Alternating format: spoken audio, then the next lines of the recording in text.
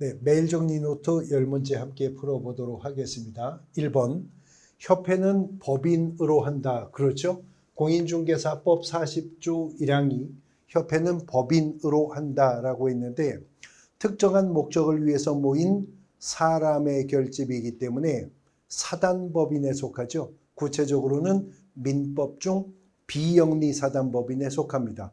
그래서 공인중개사법 43조는 협회와 관련해서 공인중개사법에 규정된 사항 외에는 민법 중 사단법인에 관한 규정을 적용한다라고 하는 민법의 준용 규정도 두는 겁니다. 2번, 자격정지 처분은 자격증을 교부한 시도지사가 하고 업무정지 처분은 등록관청이 한다. 그렇죠. 자격정지 처분뿐만 아니라 자격 취소 처분도 언제나 자격증을 교부한 시도지사가 행하게 되는 것이고요. 업무정지 처분 등록관청이 하는데 등록 취소나 업무정지 처분 권한을 가진 등록관청은 개업공인중개사가 지금 사무소를 두고 있는 지역을 관할하는 시장군수구청장입니다. 비록 사무소 이전 전 지역에서 한 위반 사건이었다 하더라도 사무소 이전 신고 마쳤으면 이전 후 등록관청이 등록 취소나 업무정지 처분 권한을 갖는 거죠. 3번, 개업공인중개사가 폐업을 하고자 할 때에는 등록증과 자격증을 반납해야 된다. 폐업신고시, 휴업신고시 등록증 반납 의무가 있으나 자격증을 반납할 의무는 없습니다. 자격증은 자격 취소 처분을 받았을 때 7일 이내 반납할 의무가 발생하게 되는 것이죠. 4번 질문. 공인중개사인 개업공인중개사가 등록이 취소가 되면 반드시 자격도 취소됩니까? 그렇지는 않습니다. 자격 취소 사유 4가지와는 관계없는 이유로 등록만 취소될 수 있겠죠. 그러나 거꾸로 공인중개사인 개업공인중개사가 자격이 취소가 되었다면 반드시 등록이 취소되겠죠. 왜냐하면 공인중개사 자격 취소는 등록의 결격사유에 해당하고 개업공인중개사가 결격사유에 해당이 되면 절대적 등록 취소 사유가 될 것이기 때문에 그렇습니다. 5번 질문. 행정처분청은 처분에 앞서 반드시 청문을 실시해야 됩니까? 5가지 행정처분 중에서 청문을 사전구제 절차로 실시해야 되는 것은 취소 처분들 뿐이었죠. 등록 취소, 자격 취소, 지정 취소 처분에서 청문회 절차가 필요했지 업무정지나 자격정지 처분은 청문회 절차를 거치지 않았었고요.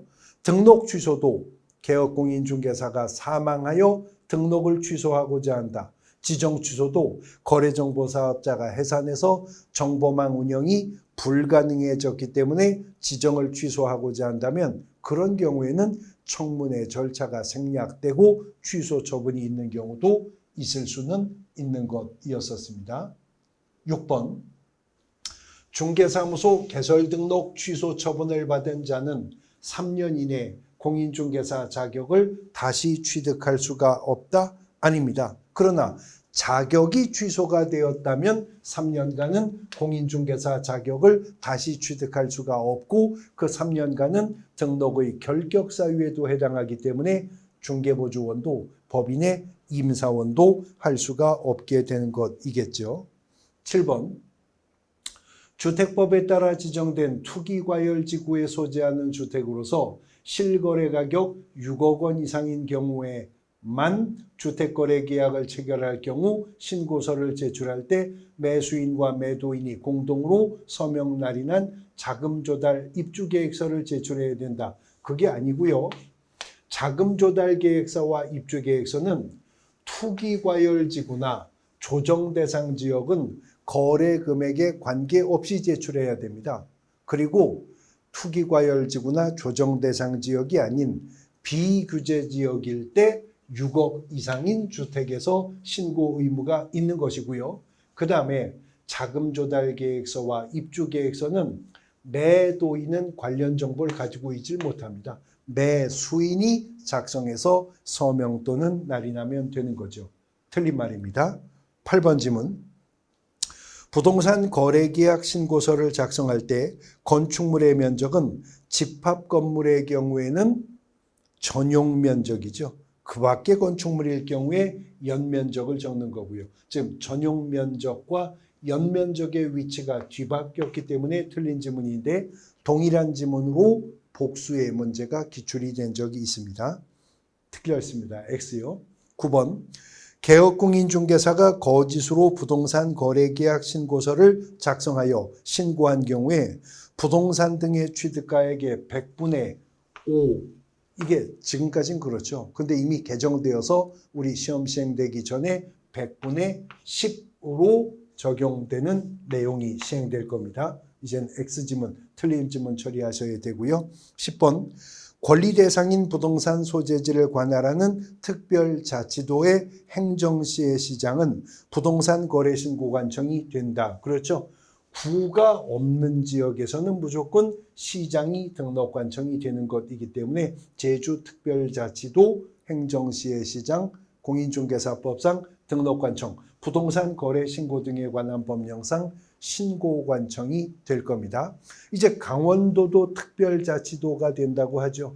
근데 특별자치도가 된다 하더라도 강원도의 원주시, 춘천시, 속초시, 강릉시, 동해시 모두 다 구가 없습니다.